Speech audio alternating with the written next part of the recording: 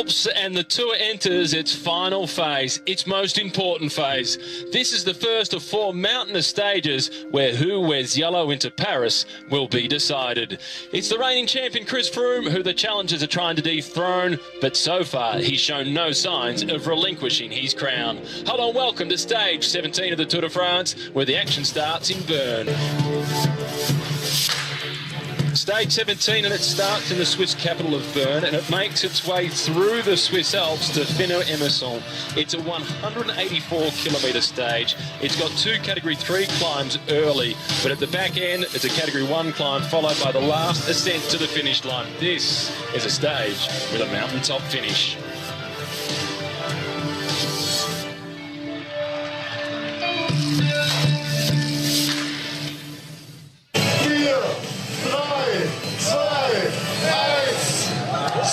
Again, clear blue skies welcoming the peloton as they get underway after the second and final rest day. 182 riders on the start line. Mark Cavendish not starting, choosing instead to head home, recuperate and prepare for his next big objective for the season, and perhaps his biggest. He's aiming for Olympic Games gold medal on the track in the Omnium at the Games in Rio.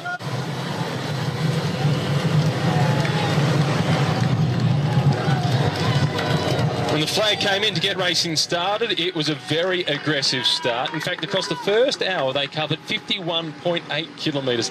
That's the fastest we've seen throughout this year's tour. Second fastest was just before the rest day, and that was on the stage where we saw Tony Martin and Julien Alaphilippe right off the front and covered 49.5 kilometres in the first hour. But if you can remember just from moments ago, the course profile for today, it was a tough start, and they averaged almost 52 kilometres per hour. Strong breakaway group up the road. This is Greg van Avermaet amongst the chasers trying to get across. He's got Alexei Lutsenko sitting behind him from Astana, followed then by Thomas Voeckler.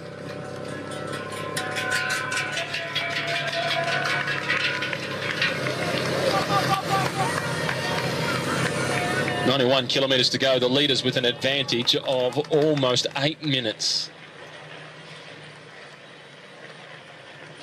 They've been over 1 climb already, and it's a Category 3 climb, and it was Rafael Majka managing to collect the points, as he is in the leading group along with Peter Sagan in the green jersey.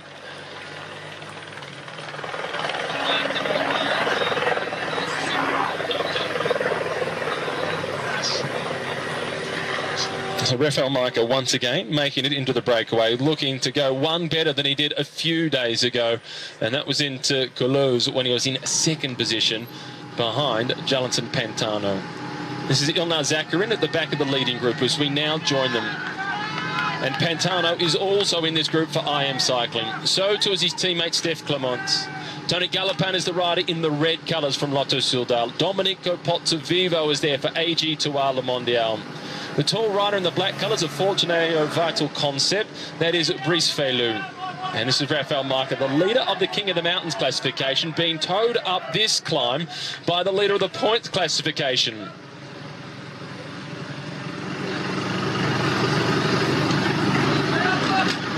They are well ahead of schedule.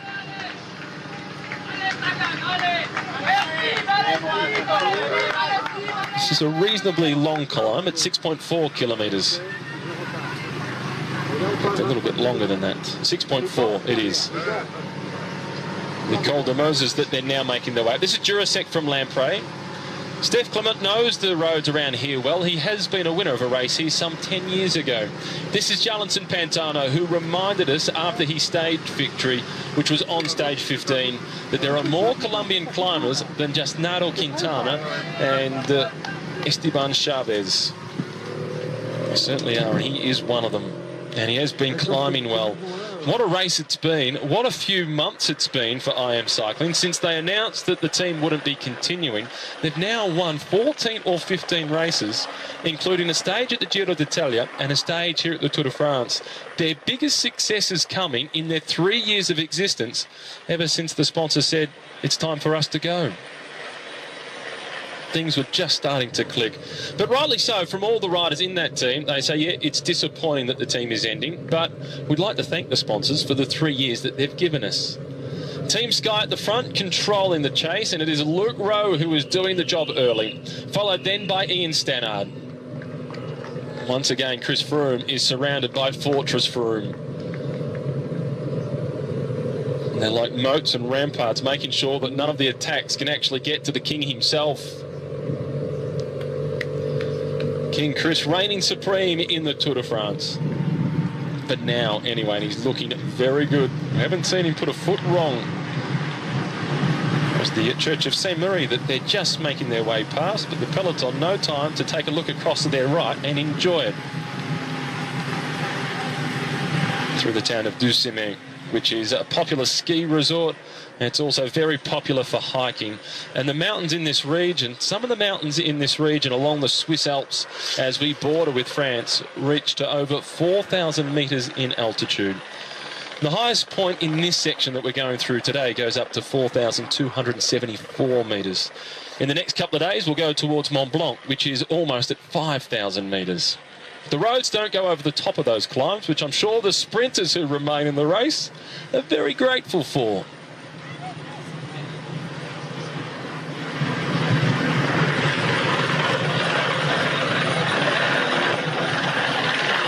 Domenico Pozzovivo, making his debut in the Tour de France, has also managed to infiltrate that breakaway. No great threats in terms of riders battling for the yellow jersey to try and challenge Chris Froome. Steph Clement is the best placed rider in 24th position at 36 minutes and 17 seconds down. So Team Sky, they don't need to chase that breakaway group. They just want to make sure things don't get out of control.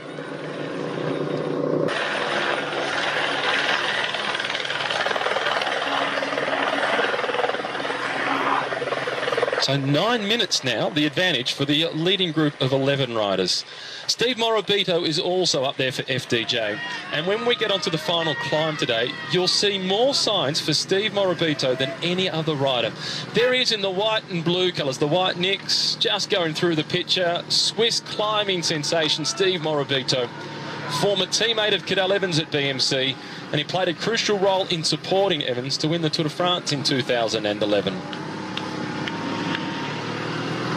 And now he gets the chance to ride for himself, Morabito. He did get brought across to this team, as he's now in discussions with their sports director, Ivan Matteo, and collecting some food and drinks along the way. He did get brought across to this team to try and play the same role for Thibaut Pinot as what he played for Cadel Evans. But with Thibaut Pinot out of the race due to bronchitis, Morabito has got the green light. Vokla at 45 seconds. The next group further down the road that you can see at 1 minute and 25 seconds, we join them now. This is Ruben Platzer at the back of the group. Julien Alaphilippe is there wearing the red number from Edit Quickstep. Serge Pauls at the front, the white colours for Dimension Data. Rui Costa for Lamprey, the former world champion. And Alberto Lasada is in there for Katusha in the red colours, sitting in second position.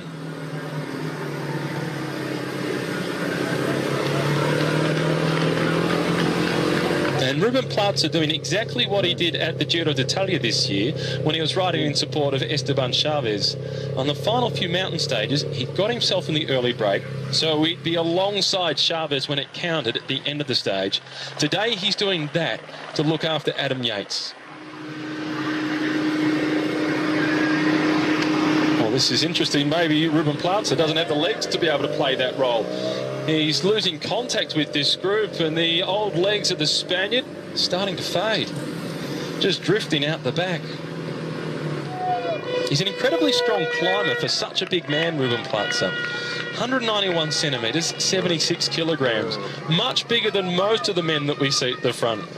Take Domenico Pozzovivo, for example, who just swings off from doing his turn of pace. A little over 156 centimetres tall. One of the shortest riders in the peloton. 5 kilometres to the top of the climb. Pantano is now forcing the tempo, along with Morabito. Very similar breakaway to what we saw on stage 17. Maika, Pantano, and Zakharin were the 3 strongest riders that day, and they're in this breakaway. Pozzovivo was also in the winning breakaway on that stage. Stage 15 that was, into Toulouse. Stage 17 today.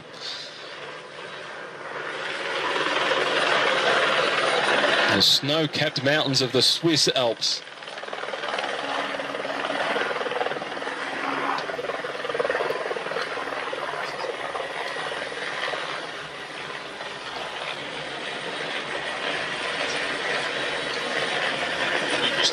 Managed to get himself into the breakaway, Steve Morabito, and it is a strong leading group of 11 riders. Domenico Pozzovivo has returned. Tenel Kengert sitting at the back for the Astana team, and these three, Lutsenko, Van Avermaet and Vogler, trying to bridge across. They're at 30 seconds, 1 kilometre to the top, as the green jersey wearers at the front of the peloton. And I'm joined by a man who's won that jersey 3 times, Robbie McEwen, the green jersey at the front. Peter Sagan, he's bringing a whole new meaning to the points classification. He is Mr. Everything. He certainly is, and it's never a surprise anymore to see him in a breakaway in the mountains because he's done it so often over the last couple of years. It may not be a surprise, but it's always impressive. Thomas Vogler, they want to bridge this gap or get near enough by the time they get to the top so they can join them on the descent. They've been wanting to bridge that gap from the moment they took off about 70 kilometres ago and haven't been able to do it, and just shows you how hard the riders in front are prepared to work because they think we've got enough guys up here, we don't need any more competition. And a big part of the driving force has been Peter Sagan. He's led all the way up the climbs for Raphael Maker. And if Vogler and Van Avermaet don't get on over the top, they're going to have a lot of trouble getting on at all because Peter Sagan is sure to lead the descent as well. And we know what he's like downhill. How many people can say, I caught Peter Sagan on a descent? I'm not sure anyone's been able to say it yet. That's what I thought. And you can see the Astana rider at the back here. This is Tenel Kengert. He's got a teammate chasing, which is Lutsenko. So he's not contributing to the pacemaking at this point. He's waiting for his teammate to come across. But they're out in front because they have a plan for later on in the hope that Fabio Aru can make an impact. He's currently in 10th position, and he said he's not happy with the situation. Well, I'm not sure the teammates are going to be able to do much from there with a 10-minute lead, so that pretty much nullifies Astana having 2 riders in front because by the time Aru gets to these guys, if he does, they'll be going up a 10% plus gradient climb as Raphael Maker takes the points. Adds to his total, and I think Thomas de Gent can wave goodbye. Thomas de Gent suggests by not getting in the breakaway, he might have tried, as we see Vogler sprinting, not for the points because there's no points on offer. He's sprinting, as you mentioned before, to get in contact before they start going downhill. And it's a long descent followed by a long valley road. And a little bit of an arm sling, practicing perhaps to ride the Madison at future World Championships. Van Avermaet of this group is going to be crucial on the way down. He will be, in the body language of Van Avermaet, he looks like he's really on the limit. Got the shoulders rocking all over the place. This is Alaphilippe, Serge Pauls. And just sitting on the back of those two is Alberto Losada from the Katusha team. These three, they are chasing behind Van Avermaet, Vogler and Lutsenko, and they have even less chance of getting on to that Peter Sagan-led group. When there was a stage of the Tour de Avenir to this finish line in 2006, it was an individual time trial. Steph Clement, who's in the breakaway, he won the stage. The only other rider from the top 10 that day that is in the race is Serge Pauls, who's in this break trying to go across. So they've obviously got good memories of the area. Almost over the top, Julien Alaphilippe wearing the red number today after that big adventure off the front with Tony Martin. How impressed have you been with Julien Alaphilippe? Well, he just doesn't have an off button, does he? All day yesterday with Tony Martin in the front and up the road again. But it's one thing to be able to get in the break day after day, but every time you do, you're using precious energy that you don't have to utilise the next day. And you see now, he's not able to keep up with the guys who are trying to go across.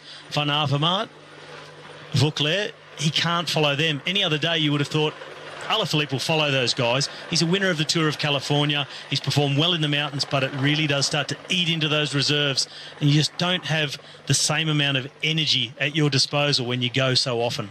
Which can draw us to a conversation about the riders battling for the top 5, the top 10, or the podium, in fact, and trying to challenge Chris Froome.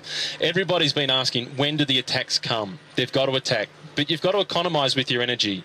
Because if you look at Van Avermaet and Alaphilippe fresh, Julian Alaphilippe is a better climber than Greg Van Avermaet. We've seen how much energy that Philippe has spent, and he hasn't been able to recuperate. So when you look back to that top 10, and a lot of people have been saying, when are they going to attack Chris Froome? They haven't wasted energy to this point. They can't afford to, because these 4 days are enormous. And they're going to attack when they think the moment has come that they can take it all the way. It's no good going out on an audacious attack and then being like a car running out of fuel, stranded on the side of the road. The bunch comes back past and you've blown yourself up. So the riders, they know themselves very well from training, from using the power meters, going on their heart rates. But at this end of a Grand Tour, it's all about feeling. And someone needs to take the risk of running out of gas, losing everything they've got at the moment, a top 10 place or a top 5 place on GC. Risk, see that going out the window to try and move higher. A 4th or 5th place overall, yes, it's good. It's a good performance, but nobody's going to remember it except your family. Get out and have a go. And Richie Porte is one of the names that comes up in this conversation. Richie Porte is in 7th position, 4 minutes and 27 seconds down. But his legs have shown that he's good enough for 3rd. He's good enough to be on the podium. It's just that puncher that he had on stage 2. He's made the point that the final 3 kilometres today seem to go forever. Therefore, I'm not expecting Richie to move until we're inside the last 3 Ks today. Well, you've got to go at a point, like I said, that you know you can go all the way to the finish, full gas, not run out and start to give that time back. And I agree with Richie. This climb seems to go on forever, and I did it in the car. As I was driving up, both climbs, in fact, they're separated by a technical, steep, fast descent. It'll be over in no time, that descent. So it'll seem like one big climb today, but it's steep enough to really make the differences. There's no sitting on. There's going to be no slipstream on this climb. It's incredibly hot as well, 35 degrees. This will be a race of attrition. Even without guys attacking, there'll be guys getting dropped, and he who can attack is the man who will move up a lot. And I reckon we can see Richie get himself up towards top 3, maybe top 4 by the end of today.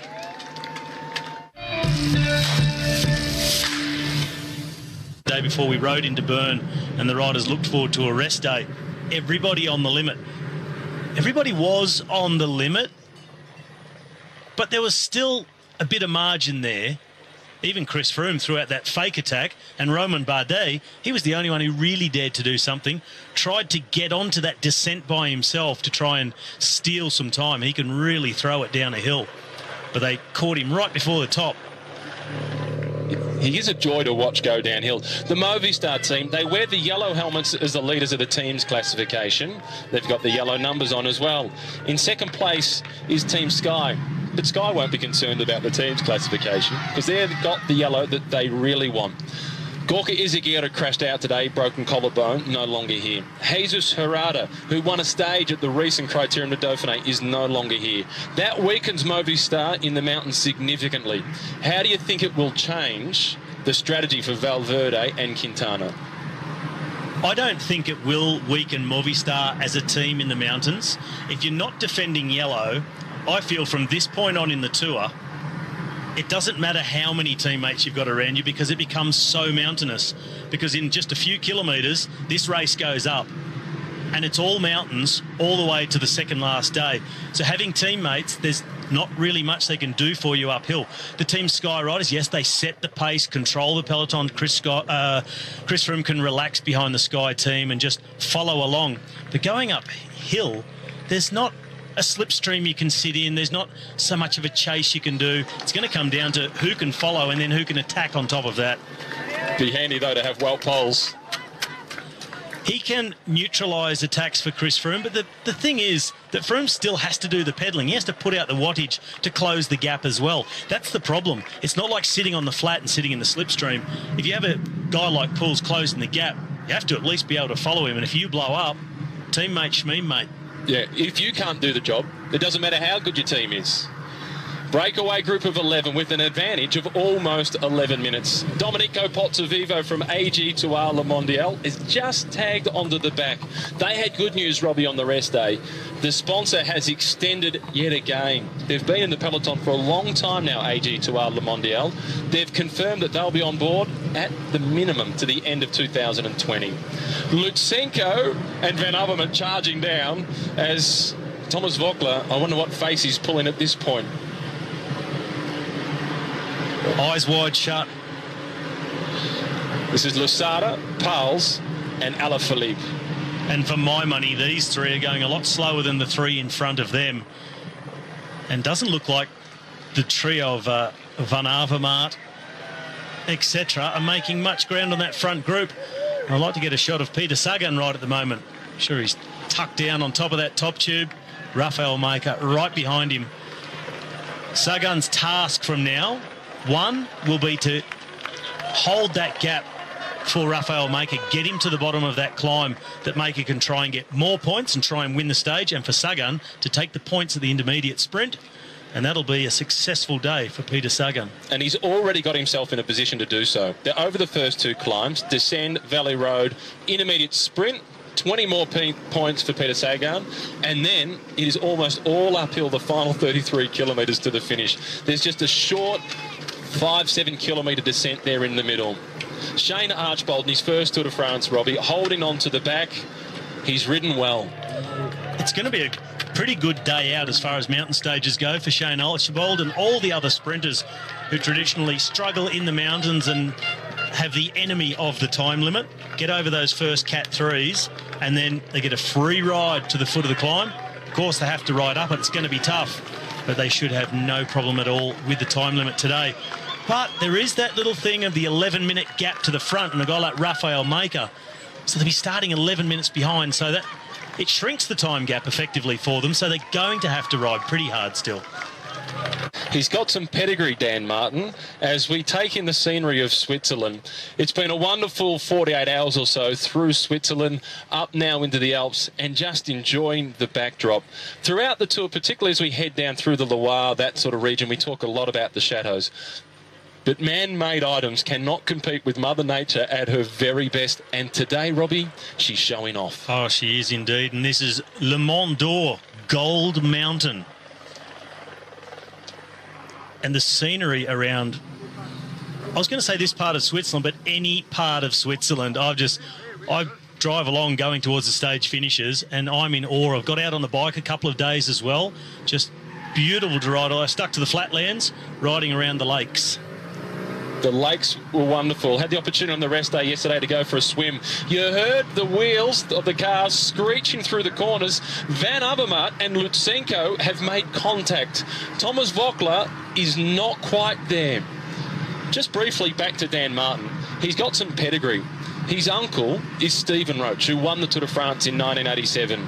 Stephen Roche, his sister, is the mother of Dan Martin. And Dan's father, Neil, was the British National Road Champion. So as a racehorse, he would have been expensive to buy. And Thomas Voeckler is not a bad descender. But do you remember that moment in 2011 into Pinerolo, descending a really tricky descent? And he thought, I'm in yellow, Contador, the likes of Schleck and Cadel Evans, they can take time on me on the way up. I'll take a few risks on the way down. And he went off the road into somebody's driveway and almost picked himself up a cup of coffee. He went off the road not once but twice on that descent. Full risk to hold the jersey that day, and he's taken the risks to get on and now onto that group. The question is, how much energy have those guys spent in the chase to join the breakaway in the front of the race? As we look at Le Lac de Langrin. This was formed in 1960 as a result of a dam that was built here, but it is fed by the snow melting water and also got some water pumped into it from Lake Geneva. You can go for a swim here, and there's two arches. We get a chance to take a look at one of them. One of them stands at 95 metres tall, the other one 123 metres tall. Another one of the beautiful lakes. And the water yesterday in the lake that I had the chance to go for a swim in was surprisingly warm. I jumped in nervously Were you so nervous that you made the water warm? Is that what you're saying, Matthew? Not quite. Not quite. Beautifully fresh in those lakes. We also got in for a swim yesterday. I managed to get in a lap of the Bielersee, the Lake of Biel, 37 kilometres around. Had a barbecue, a swim, and then I did another lap in the opposite direction. Fantastic rest day. Also, the quick step riders, they enjoyed a swim on their rest day. Did some bridge jumping in Bern into the flowing river. As soon as you jump in, you're 50 metres from the bridge you jumped off, and then swam to the bank and then went back to their bikes. Looked fun. Van Avermaet in red. He's made contact. So too has Lutsenko and Thomas Vogler. They now make this a leading group of 14 riders. It's been a good race for Greg Van Avermaet, and for BMC.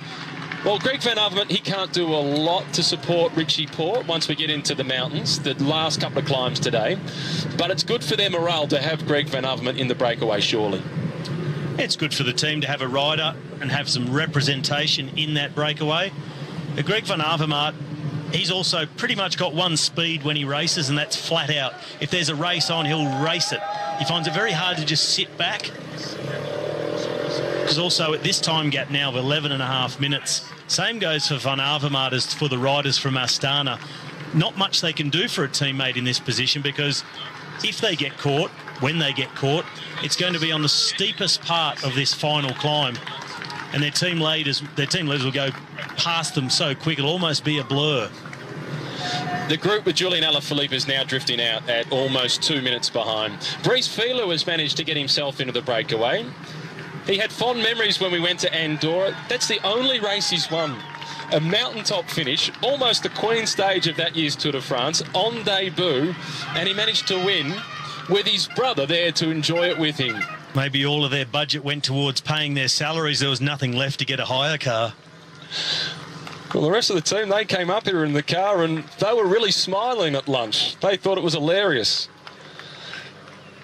The peloton moving along pretty quickly now as they go along the Valley Road. I'm sure that Luke Rowe and Ian Stannard will pick up the tempo, because that's the last part of the course where they can really help Chris Froome. And although they're not too worried about that breakaway group, they just don't want to let it go out to a silly sort of a margin.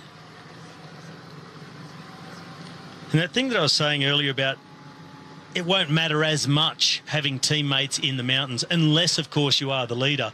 And we've seen Team Sky on a number of occasions ride a little bit slower uphill at the pace set by Stannard and Rowe to keep them on board to ride in the valleys. That's where it's really important for a team leader, the guy leading the race, to have teammates to do that sort of work. But if you're a Quintana or a Richie Porte not leading the race, well, everybody's just sitting in the line along those valleys. It makes no difference to them, because once the race goes uphill, it starts to split and they're on their own, them against Chris Froome. That's the point I'm making.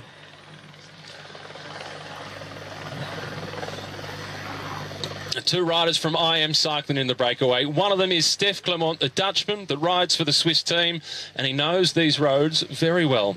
He was here in 2006 riding the Tour de l'Avenir, which is the race of the future, the crystal ball towards the Tour de France, a race that Nairo Quintana has won in the past. So, given that he's won here before, we thought it best to catch up with Stef Clement before the stage got underway. Here he is, talking before the stage, and now he's in the breakaway. It was an uphill time trial, and most of the time you take a normal bike.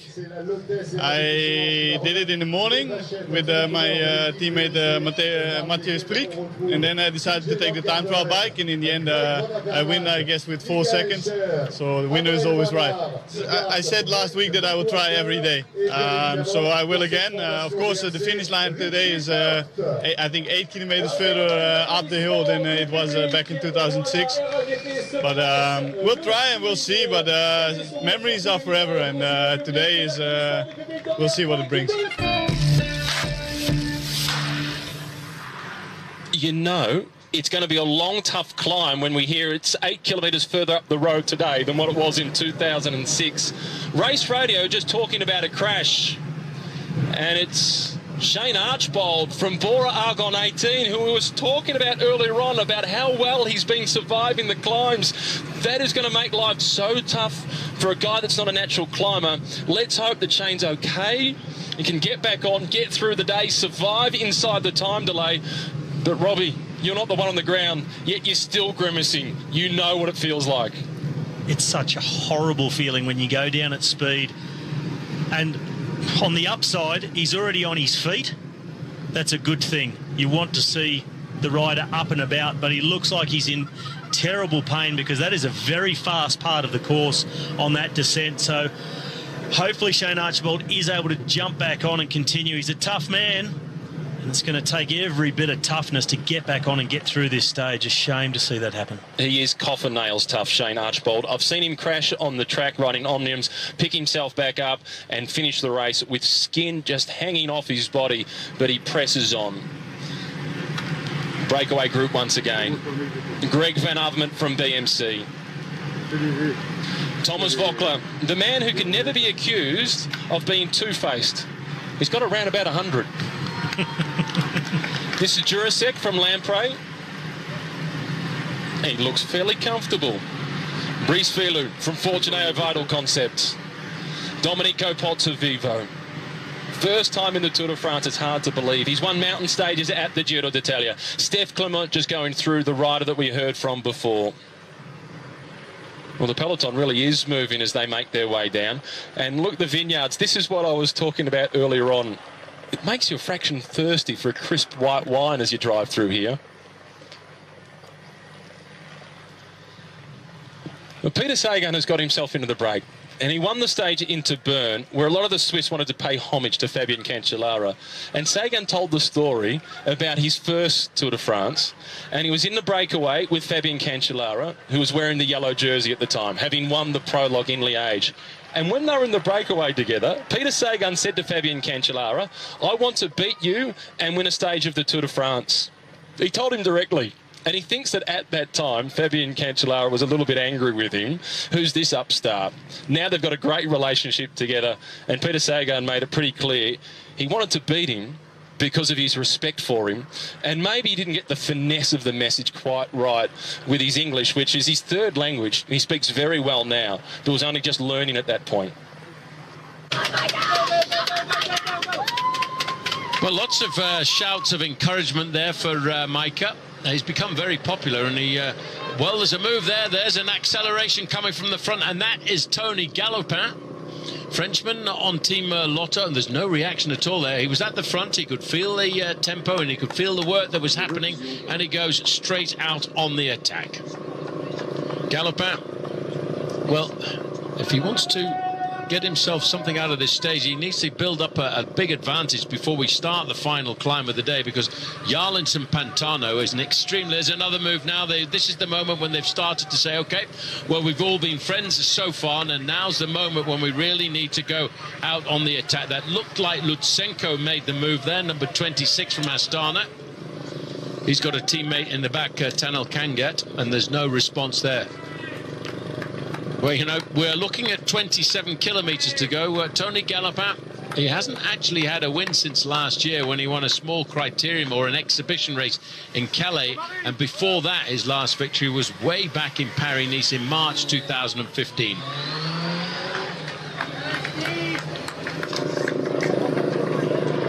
Roberto, it is Alexis Lutsenko who's coming across there at the moment, and Tony Galopin will welcome the extra help, I think, because it's still only 17 miles or 27 kilometres of racing left, but apart from the short descent to get onto the last climb, it's all uphill now.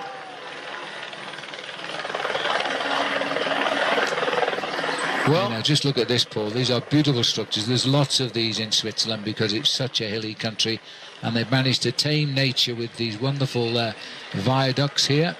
Well, some serious engineering in this part of the world, whether it's the incredible viaducts we see or whether it's the tunnels.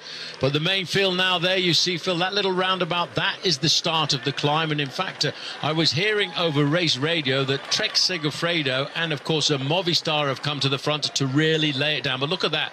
The white jerseys of Trek Segafredo in the second row there, waiting to try and launch their man, Bauke Mollema, into a good position.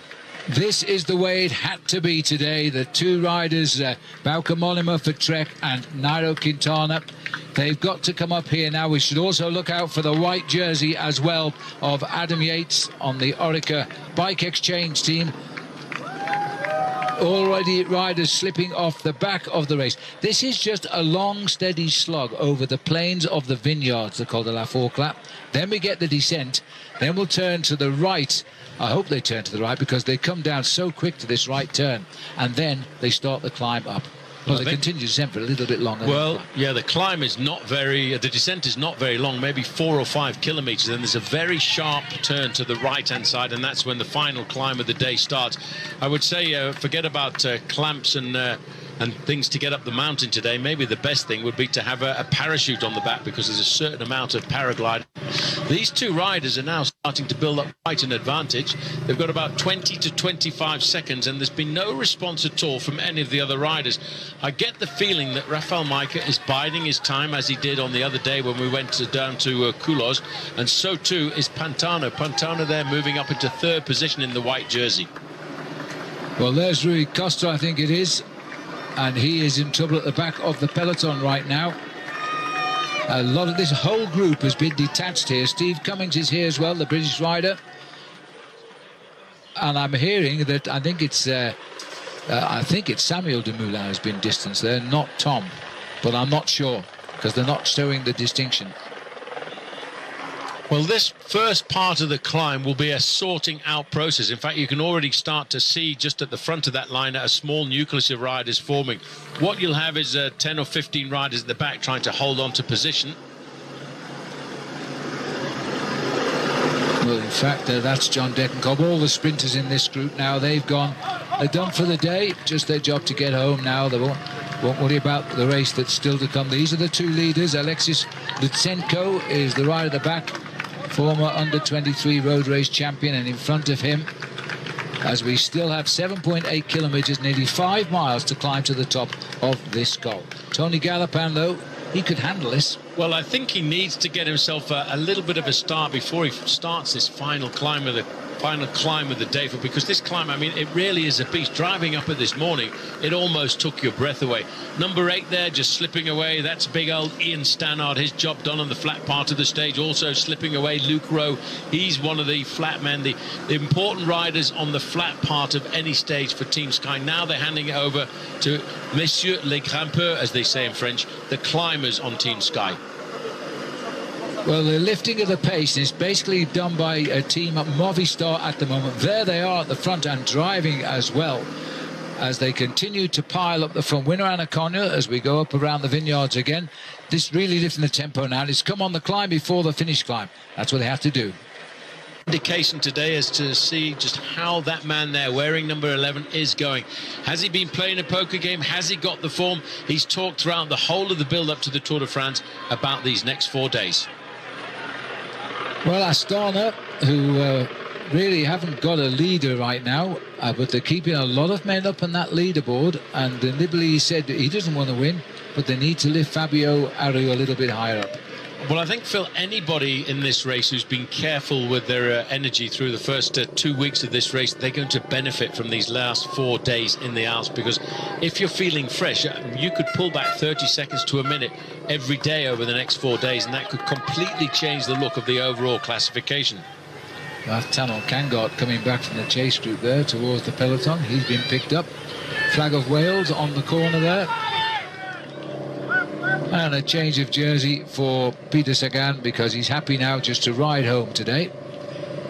Well, consolidated in that green jersey. It just gives you an idea of... He's got to get his radio sorted out. It just gives you an idea of how powerful this man can be. Let's not forget, Phil, he's riding up a first category climber, changing his attire. I would suggest that he's probably taken off his undervest, which he had on earlier on, because over the next part of this race, he's going to get very, very warm. Happy days for Peter Sagan. There's the glacier running off the side of Mont Blanc there, and it's called, well, it was briefly called up, but I think it is actually the glacier that's outside our hotel window. Well, this is the glacier of Argentière, which is just on the other side of Chamonix. You can just see it there. They're magnificent, these glaciers, and plenty of people. I was surprised and amazed at how many people came through Chamonix. A town of only 10,000 people gets 100,000 visitors a day. Well, it's a lovely place. It's nestling in the heart of the Alps here, and you're only a matter of 20 kilometres from the Swiss frontier as well. Lutsenko continues to try and pave a lonely trail. keeps looking up, hoping he'll see the summit, but there's more riders coming to join him. Well, the rider on the front all of the time has never asked for any assistance at all is Steph Clement. That's him there, just sitting on the front of this group. Thomas Vogler in second position. Steve Morabito lives 30 kilometres away, Phil, from the race circuit today, so you could say that he's the regional of the stage.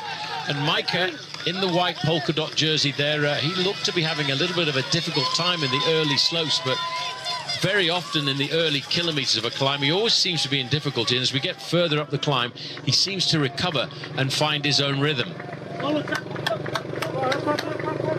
Little more acceleration here. This is a fine piece of pedaling by Lee Howard here as he comes up behind.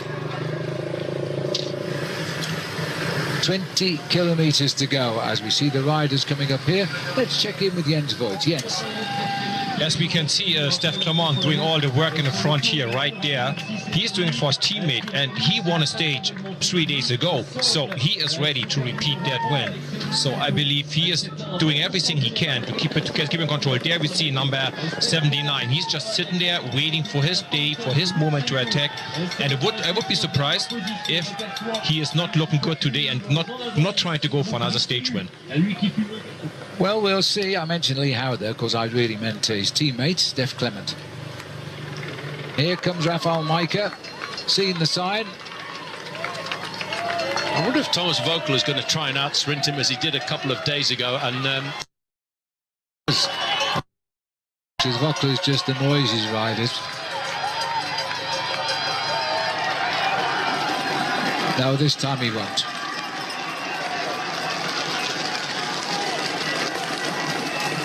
So Rafał Majka gets the points over the top of the forecast, 10 points I think it is, and he's won all the points available so far today. If he wins the stage, he gets a massive 50 points, because when an all-category race ends the day, they double the points in the mountains. Alaphilippe coming back from the chase group he was in. now all of a sudden, I'm just trying to peek around the...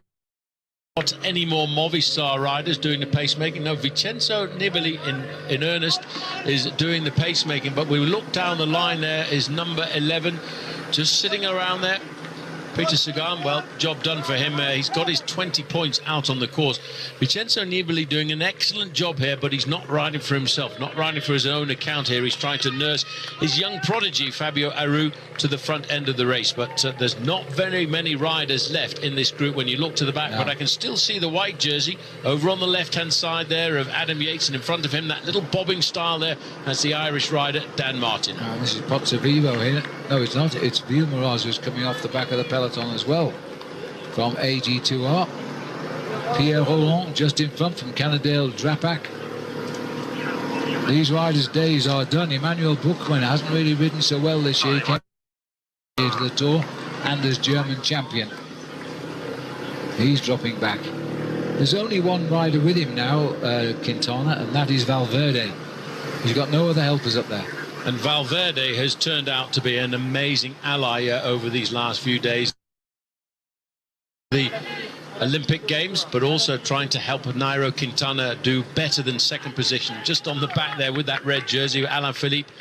He's seen the ups and downs of the Tour de France, but at least he's got that red number on his back as the most aggressive rider from the other day when we went down into Bern. I think he's got a VT. I just caught a glimpse of his wingman, Emmanuel Viti, also there, but a little bit further down the line, I'm afraid. Stand by for the dizzy descent here as we race down to the foot of the final climb.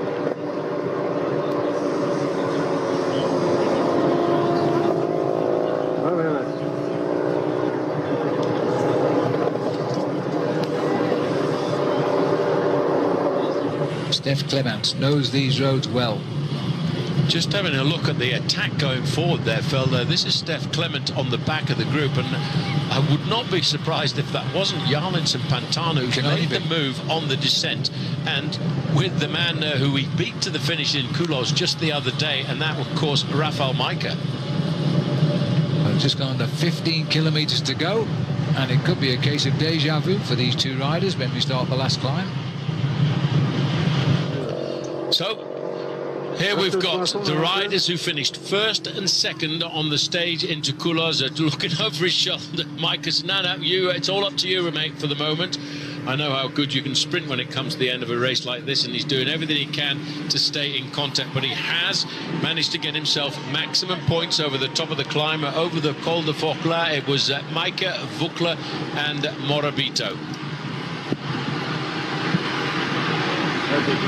Vukla, normally himself an exceptionally good descender, he hasn't made the junction. These two riders now there is not too much. I've just noticed 3 kilometers to go to the start of the final climb, and it's just a shade inside of 11 kilometers of climbing up here to the heights in the Alps of 6,500 feet, just inside of 2,000 meters.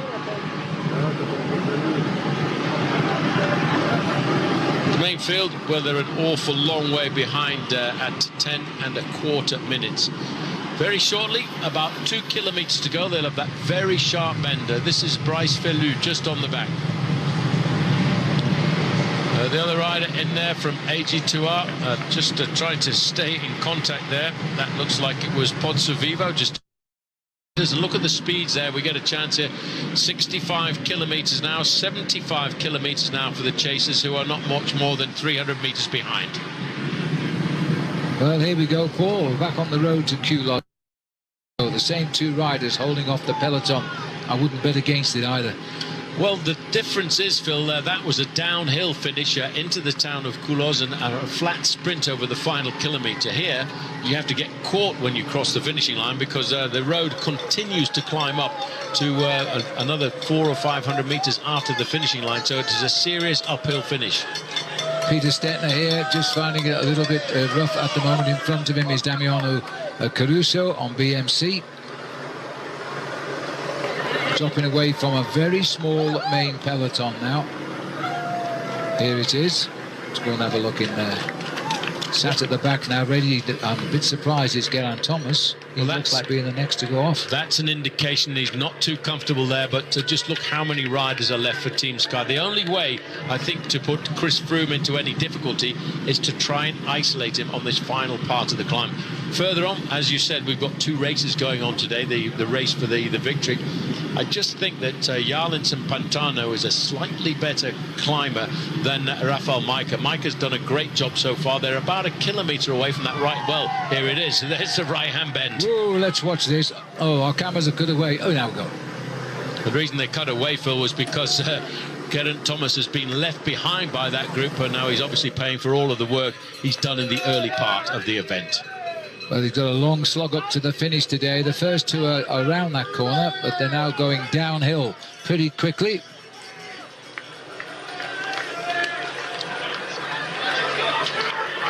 Well, I did tell you about this case of being deja vu with those 2 riders that are out across these very Alps. And it was a very, very cheeky sprint win for Jarlinson Pantano. A big win it was, Paul, for his team IAM too. They needed that. They'd never won a stage of the Tour de France. No, and they got that first victory under their belt, but it's a completely different finish. I remember this from driving up this morning. A beautiful entrance into that tunnel, which was completely decorated with bicycles painted up in red and white. And those are the colours, by the way, of this region of Switzerland. Just gone past the banner, 10.4 kilometres to the summit of this last climb of the day. It's outside category. It is a rough one.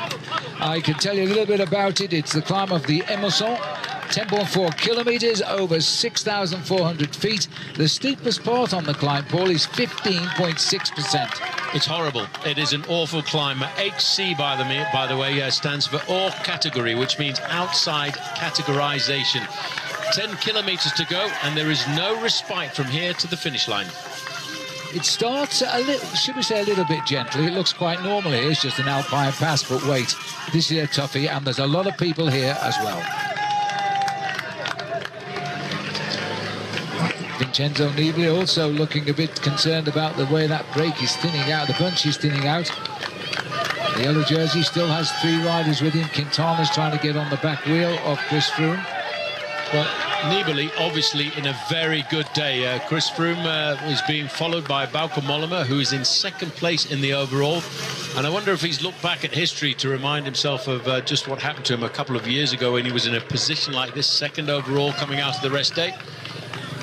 Now that looks like the rider from Katusha, Zakharin, making the move in the red jersey.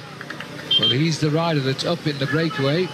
and he doesn't know if he's going to the Olympic Games yet because of all the politics surrounding selection of athletes from Russia for the Rio Games. He's been selected by his country. Steph Clement now, 72. He did a lot to lay the foundations for the attack for Jarlinson Pantano. Puts a lot of pressure onto the shoulders of his teammate. The next acceleration comes from the local rider there, because that's Steve Morabito in the red, white and blue jersey, FDJ, as I said, the number. Oh, Bryce Fellou was about to make the move there, which was a bit of a surprise. Well, there he is, Bryce Fellou. He's never won a race since he conquered Arcalis a few years ago now.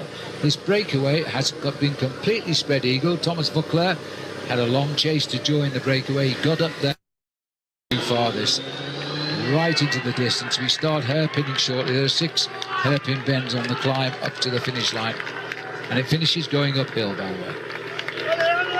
Yes, well, after about 4 kilometers of climbing, the easiest gradient is in the first part of the climb. It's around about 6 and 7%, but once you get to 4 kilometers into the climb, then it climbs up to the 9% gradients, and there's only one moment of respite at around about 4 kilometers to go when it gets as easy as 8.5%, but for the rest, it is a very difficult climb.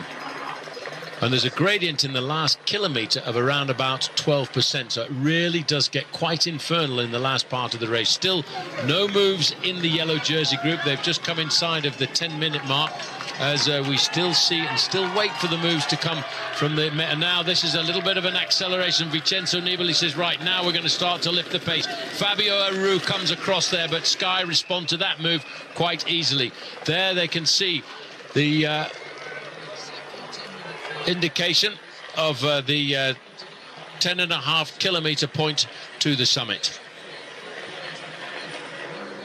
Well, there is the Mont Blanc. We've been all the way around these Alps. It has been so clear over these last few days. It is the highest point in Europe.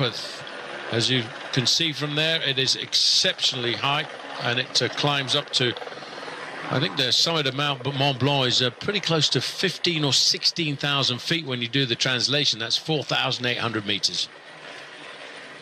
You'd be grasping for oxygen up there, Phil. Well, unfortunately, there's no road, so that's good for me. We're going up to 1,960 meters now, and it's the finish right on the top. It's the highest finishing line of the race this year.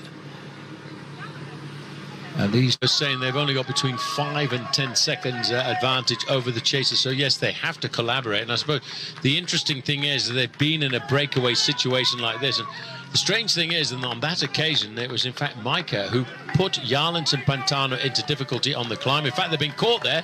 Zakharin has come back from nowhere. 1:49 now, so 3 riders with another rider in pursuit, and that's Bryce Fellou of France. Well, you know, Zakharin here has come back, and he's really throwing a message out to the Olympic Games. He's been selected by Russia, but he doesn't know if Russia's going to the Games yet. And he's got great form, that's for sure, and the course would suit him. Steph Clement, number 72 there. These boys are riding quite sensibly at the moment, because this climb still has 8 kilometers to go, and it gets steeper. Well, the finish of the stage, Fano et Mousson. We turn short of the French border, French-Swiss border, by about 2 kilometers. We're now returning back into the heart of Switzerland here. Well, this is the main field. The yellow jersey group are now starting the final kilometers of the descent. Very shortly they'll take that right-hand bend, Phil, and start the final climb of the day. They're doing speeds here, as you can see, around about almost 80 kilometers an hour, 50 miles an hour. And obviously Fabio Aru has seen this as a day that is important for him to move up and improve on his 10th position in the overall standings. He will move up a place tonight at least, because TJ Van Garderen, the American from Team BMC, well, he's been left behind, and he's going to lose huge chunks of time on a climb like this. 21 riders left in the main chase peloton. A little bit of cramp creeping in there by the look of it. That rider is actually Mark Elizard, I think. Elizard at cramping up. He's still at the back of the yellow jersey group there. Yeah, Zubeldia, no stranger to finishing in the top positions in the Tour de France, but here he's just going to try and hang on for as long as possible because he realises how important it is for Bauke Mollema to have a teammate up alongside him, because when this race starts to split up, it's important to have a teammate there in case you have a mechanical problem or need somebody to pace you over, so just to get you back into the race. The snows on the north side never melt completely throughout the summer. So we're now looking at three leaders. Zakarin, the rider we're just looking at there in third position, rode across the gap. He was expected to be a top man in the Giro d'Italia, but a crash out of the Giro d'Italia forced him to change his plans for the Olympic Games. And so not very long after he had that nasty crash in the Giro d'Italia, he was on the rollers. He was getting himself ready to train back up for this race. The team put him into this race to try and use the Tour de France as preparation for the Olympic Games, which is now for all of the Russian athletes. But he needs to preparation. Looking down in the valleys, I mean, it is quite magnificent today. We're right on the edge of the Haute-Savoie, which is mountains, the High Savoie. This is the Italian side, and it really is one of those magical days there as we look at these live pictures of the race. Attacks at the front. He's gone with 6.5 kilometres and the steepest part of the climb. He has accelerated just like he came across to the leaders. There is a reaction, but it's not coming from Rafał Majka. He has no more in those legs with that acceleration. It is Jarlinson Pantano. Well, Pantano already has a stage for the man who wears the polka dot jersey. Phil, he's not one of the great climbers. He's great when it comes to getting into breakaway situations like this, but he just cannot respond to these kind of vicious accelerations. The change in pace on a climb is so difficult to respond to, but one man did, the Colombian rider Jarlinson Pantano. I don't think Zakarin there, Phil, expected him to come back. Zakarin's only won one race this year, but he's been very, very consistent. He was fifth in the one-day classic, Liège-Bastogne-Liège. He finished fourth in Romandy, which is in Switzerland by Geneva. He's not very far away from Geneva.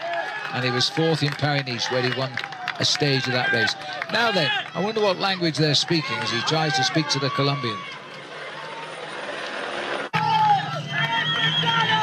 Well, whatever was said, and I suspect they spoke in English to each other, it looks as though they've decided to run another acceleration. You know, he must have taken a look at the face of Pantano and thought, I'll try once more, and it's going to work for the moment. Well, he's hit him very hard. Pantano now a bit losing metre by metre. He needs to get back into some form of rhythm with that. That was a very vicious acceleration coming from Zakarin. Well, his only Grand Tour stage win ever was last year on the 11th day of the Tour of Italy, the Giro d'Italia. A man who does not know if he's going to the Olympic Games, but he has been selected.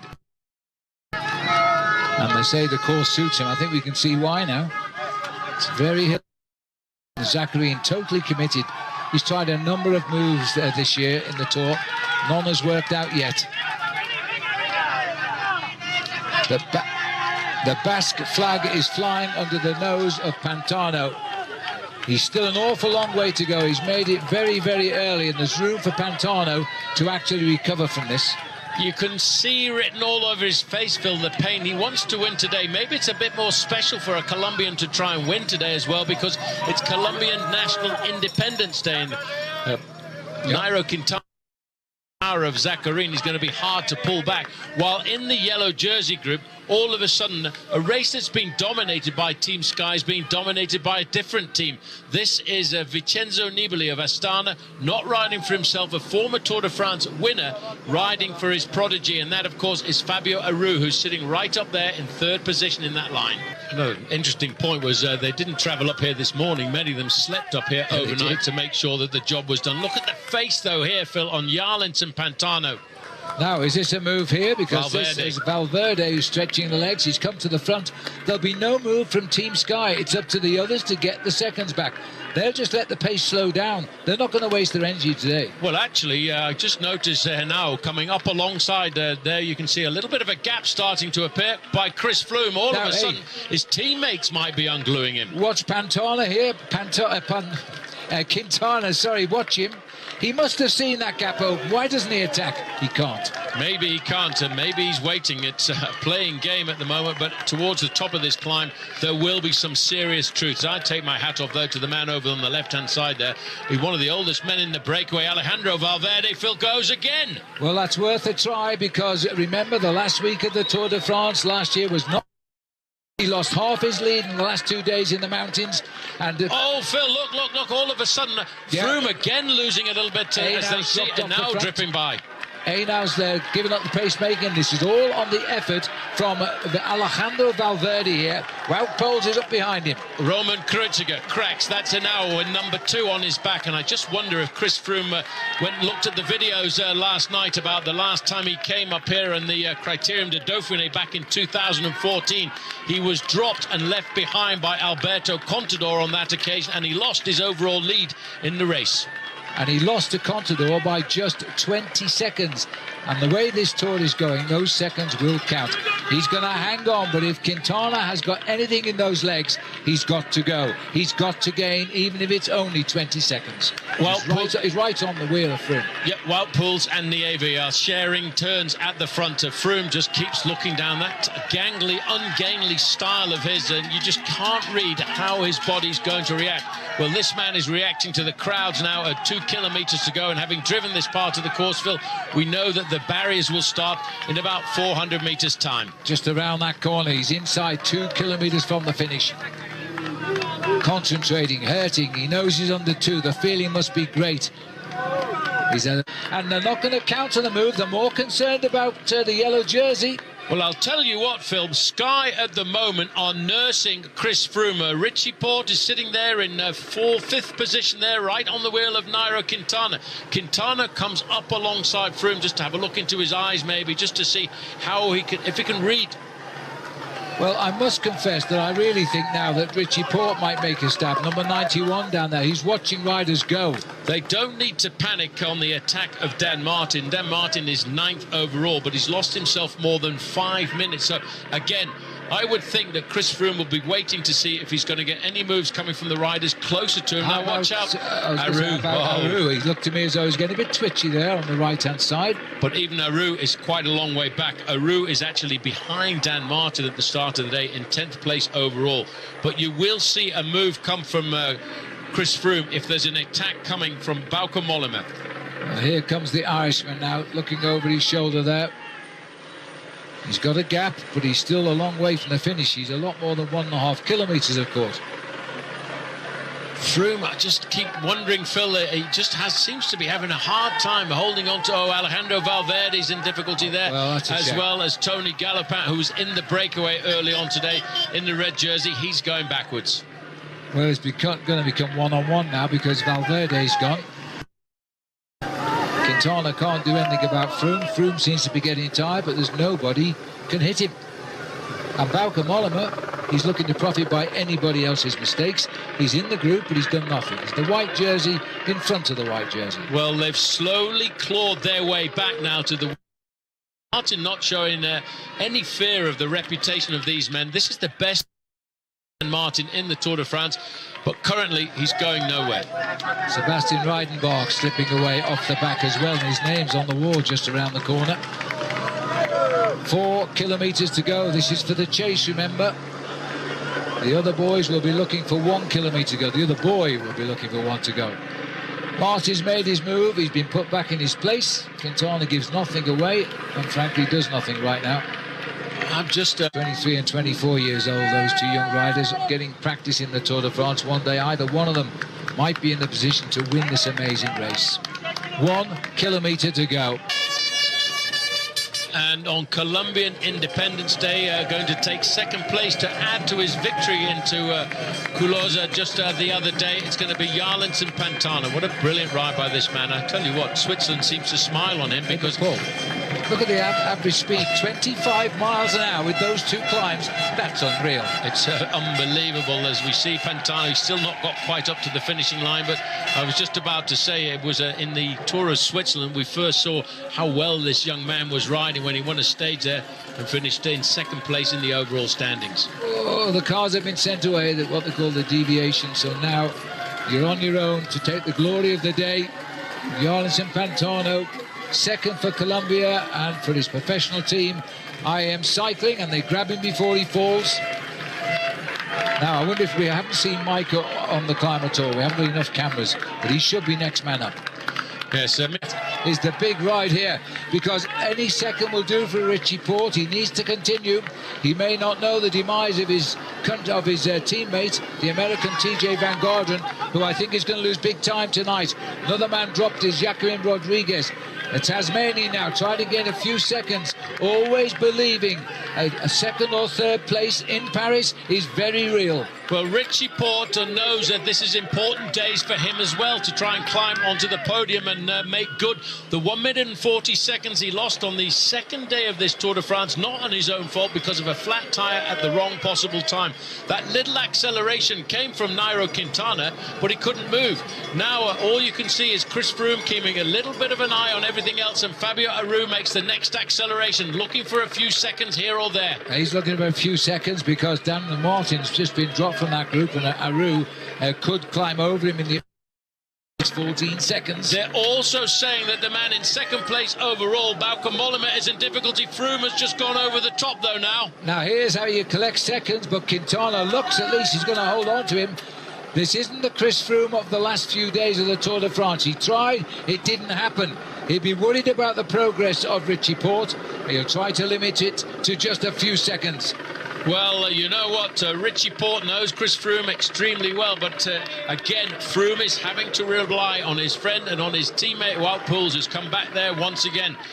Well, Richie Porte really does have the legs and does have the condition to handle a 3-week bike race like this, but all of a sudden Wout Poels is dragging back Chris Froome, and in fact now there's a little bit of dateline between Froome and Quintana. Froome has seen this and said, right, I'm off. Any time I can grab anywhere on any of my adversaries, I'll do it. He just closes his eyes, grits his teeth and goes. And Wout Poels looks over to see the face of Quintana, saying, well, there's your yellow jersey, Nairo, it's up to you. And he's come right up to Richie Porte here. Porte is gaining a little bit of time. You could see him up to 6th overall tonight. Won't be closing down any time at all on Richie Froome, on Chris Froome rather. 1 kilometre to go for those two. Bardet is a little bit in difficulty too, number 41. Adam Yates and Louis Meintjes in this group, but they're just coming up to the back wheel there of Nairo Quintana. Fabio Aru over on the right-hand side. These were the guys we expected to see the challenges come to Chris Froome from this afternoon, but they now are the riders on the back foot. Well, Bardet needs to lose about 24 seconds to the man in red here to lose his place overall in the Tour for now. Froome again attacking no one, just following the wheels and keeping the tempo. It's hurting now. This isn't the smoothie Froome we saw in the Pyrenees. 500 metres to go, but let's not forget, Phil, tomorrow there's also a very important uphill time trial. As Quintana sees this, he realises he's in difficulty, he's losing time. In fact, that time was 800 metres to go. There's still a long way, around about 2 minutes to get to the finish line. Adam Yates is riding well in the white jersey, best young rider in this bike race there, number 209.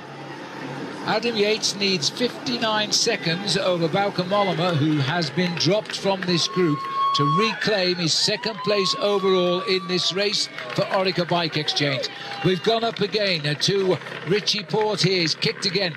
You wouldn't think the table are the best of friends. Chris stays in his house in Tasmania, but today it's different. This is the Tour de France. Well, Froome has moved up onto the wheel of Porte, but look at the gap, look at the daylight now between them and everyone else.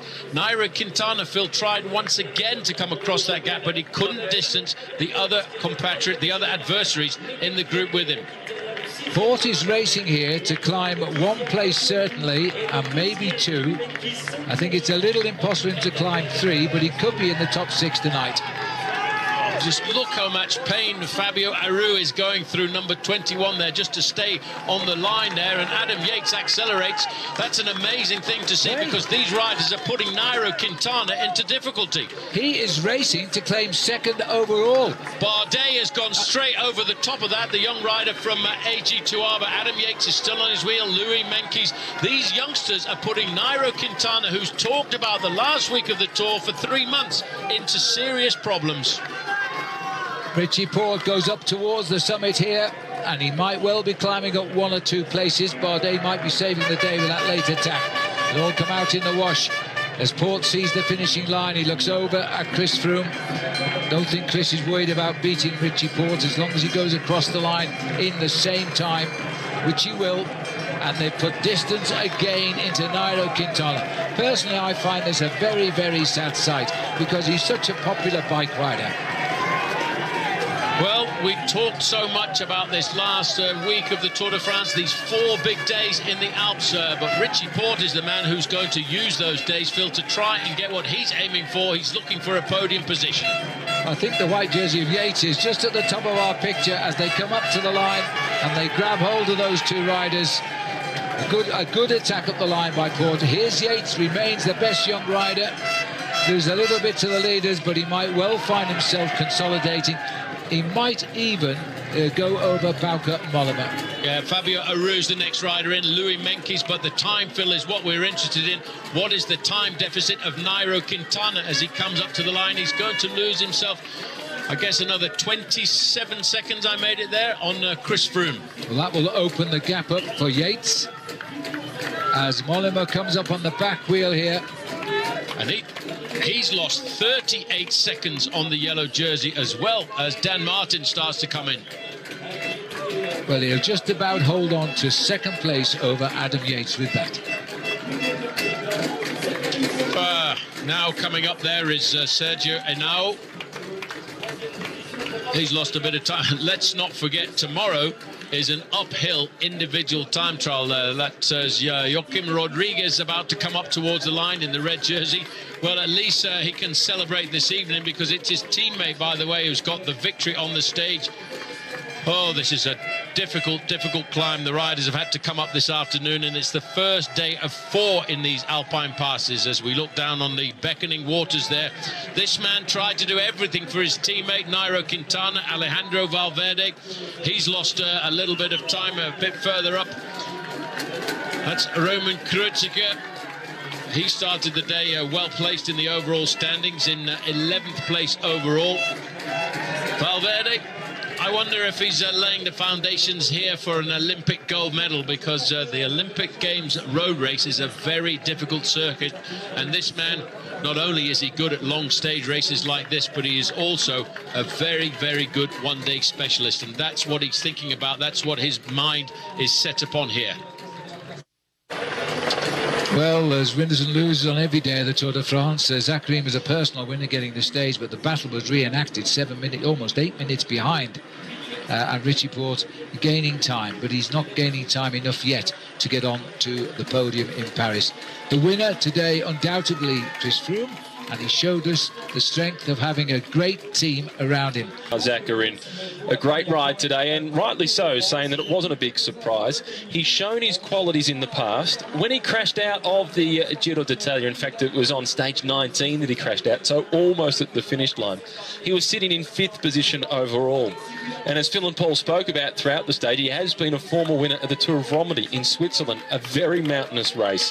He won a stage at Paris-Nice this year in a mountaintop finish ahead of Richie Port, Geraint Thomas and Alberto Contador. So it's no great surprise to see Ilnur Zakarin win the stage. Here's the overall classification. It's Froome, Mollema, Yates, Quintana, Bardet, Port. It's then Alejandro Valverde in 7th position. Fabio Aru has moved from 10th to 8th. Dan Martin has held on to 9th position. And Louis Meintjes has moved from 12th into the top 10.